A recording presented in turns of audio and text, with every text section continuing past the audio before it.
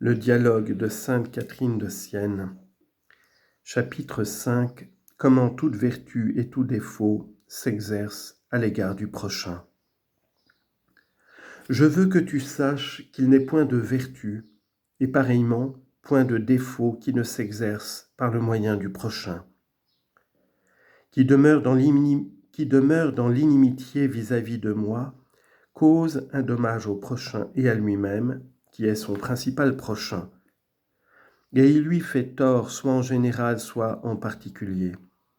En général, parce que vous êtes tenu d'aimer votre prochain comme vous-même, et cet amour vous fait un devoir de l'assister par la prière, par la parole, par le conseil, et de lui procurer tous les secours spirituels ou temporels, suivant la mesure de ses besoins. Et si vous ne le pouvez faire réellement parce que vous n'en avez pas le moyen, tout au moins devez-vous en avoir le désir.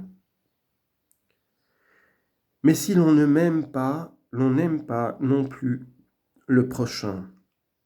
Ne l'aimant pas, on ne le secourt pas, et du même coup l'on se fait tort à soi-même.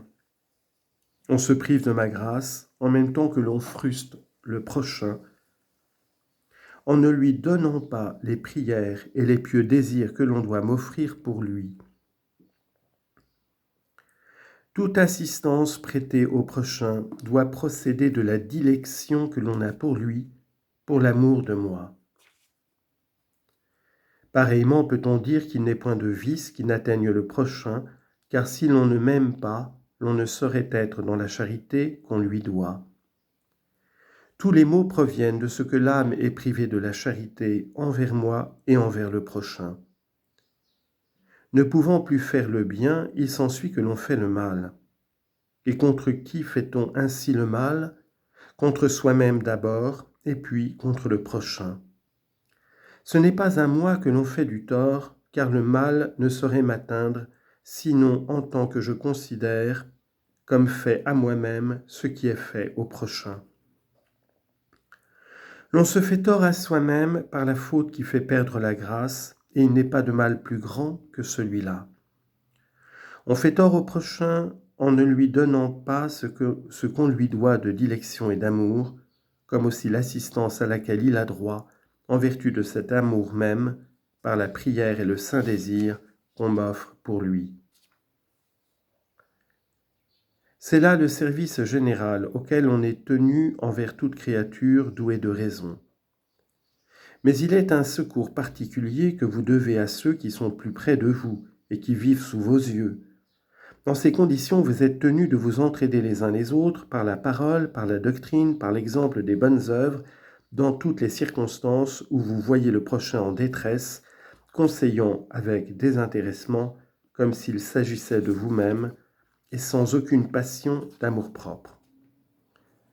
Celui qui n'a pas l'amour du prochain n'en usera pas ainsi envers lui, mais en s'abstenant, il lui porte préjudice d'autant.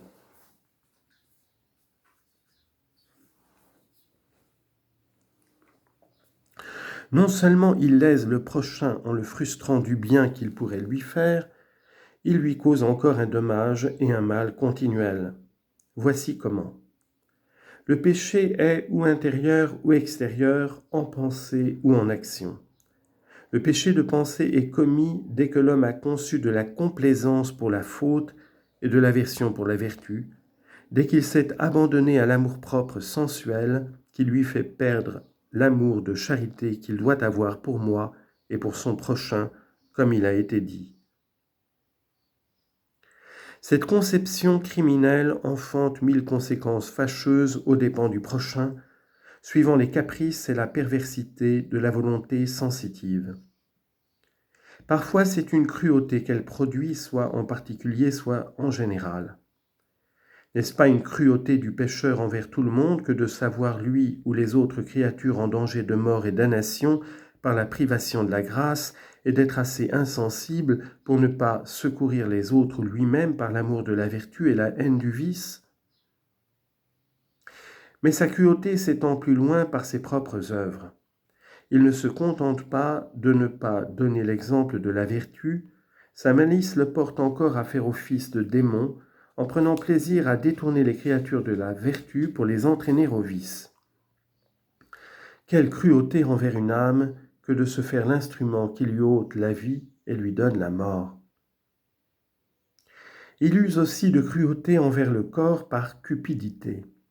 Non seulement il ne vient pas au secours de son prochain, mais il le dépouille, il vole le bien des pauvres, tantôt par voie d'autorité, tantôt par ruse et fraude, en faisant acheter le bien du prochain et souvent sa propre vie.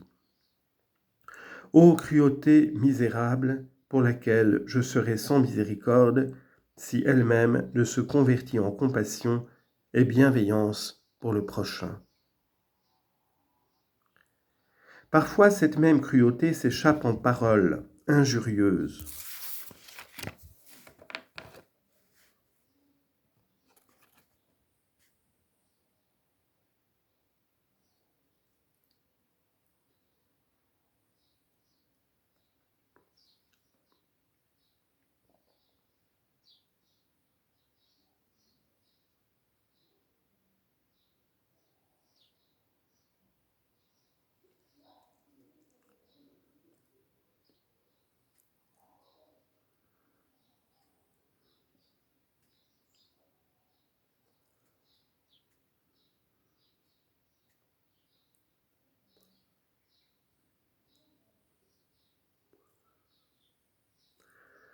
Parfois, cette même cruauté s'échappe en paroles injurieuses, souvent suivies d'homicide.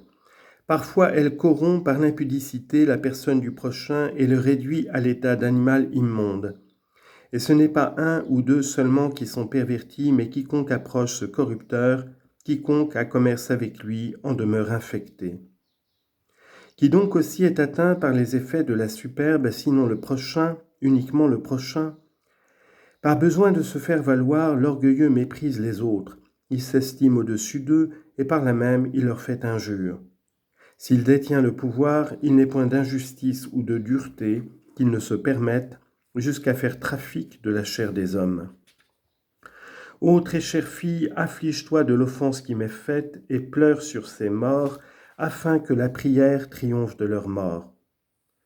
Tu vois maintenant que toujours, et d'où qu'ils viennent, tous les péchés sont dirigés contre le prochain ou se commettent à l'égard du prochain.